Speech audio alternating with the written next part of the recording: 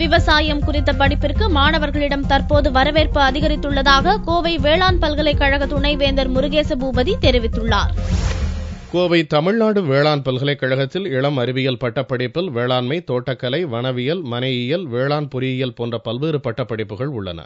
இந்த பல்கலைக்கழகத்திற்கு உட்பட்ட உறுப்பு கல்லூரிகளில் சேருவதற்காக இளங்கலை பிரிவில் 1300 இடங்கள் உள்ளன. இதற்கான கலந்தாய்வை பல்கலைக்கழகத்தின் துணைவேந்தர் முருகேச பூபதி துவக்கி வைத்தார். இதில் பல்வேறு பகுதிகளில் இருந்தும் மாணவ மாணவிகள் ஏராளமானோர் ஆர்வமுடன் கலந்து கொண்டனர். வரும் 24ஆம் தேதி வரை கலந்தாய்வு நடைபெற உள்ளதாகவும் இளங்கலை பிரிவில் சேருவதற்கு 10,250 பேர் விண்ணப்பித்துள்ளதாகவும் துணைவேந்தர் முருகேச பூபதி கூறினார். கடந்த ஆண்டை விட தற்போது விவசாய படிப்பில் சேருவதற்கு மாணவர்களிடையே அதிக ஆர்வம் ஏற்பட்டுள்ளதாகவும் திருச்சியில் துவங்க உள்ள புதிய மகளிர் தோட்டக்கலை கல்லூரிக்கும் கலந்தாய்வு நடைபெறுவதாக அவர் தெரிவித்தார். சென்ற ஆண்டு மாணவர்கள் கலந்தாய்வில் சுமார் 5000 மாணவர்கள் மட்டுமே கலந்து கொண்டார்கள்.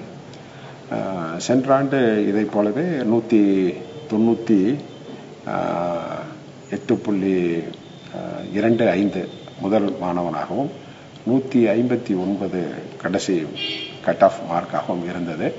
இந்த தடவை கொஞ்சம் இன்க்ரீஸ் ஆயிருக்கு. ஒரு 0.5 அதிகமாக இன்க்ரீஸ் ஆகிருக்கு. கண்டிப்பாக மாணவர்கள், அதாவது எங்களுடைய அப்ளிகேஷனே பார்த்தீங்கன்னா இந்த தடவை 11,000 அப்ளிகேஷன் சேல்ஸ் ஆகிருக்குது.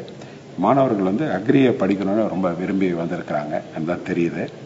பட் கட் ஆஃப் மார்க் கண்டிப்பாக இன்னும் அதிகமாக இருக்கும் வரும்ட்டு எதிர்பார்க்குறோம். அது இல்லாமல் இந்த வருடம் மாண்புமிகு தமிழக முதலமைச்சர் அவர்கள் தனியாக மகளிருக்காக ஒரு தோட்டக்கலை கல்லூரியை திருச்சியில் தொடங்கியிருக்கிறாங்க. அதுக்கான அரசு ஆணையம் எங்கள்கிட்ட வெளியிடப்பட்டுள்ளது. இந்த 40 மாணவிகளை அங்கு படிக்க உள்ளார்கள். அவர்களுக்காகவும் கலந்தாய்வு கூட்டம் இன்றே நடைபெறுகிறது. இந்த ஆண்டு முதலே அந்த பட்டப்படிப்பு தொடங்கப்பட உள்ளது.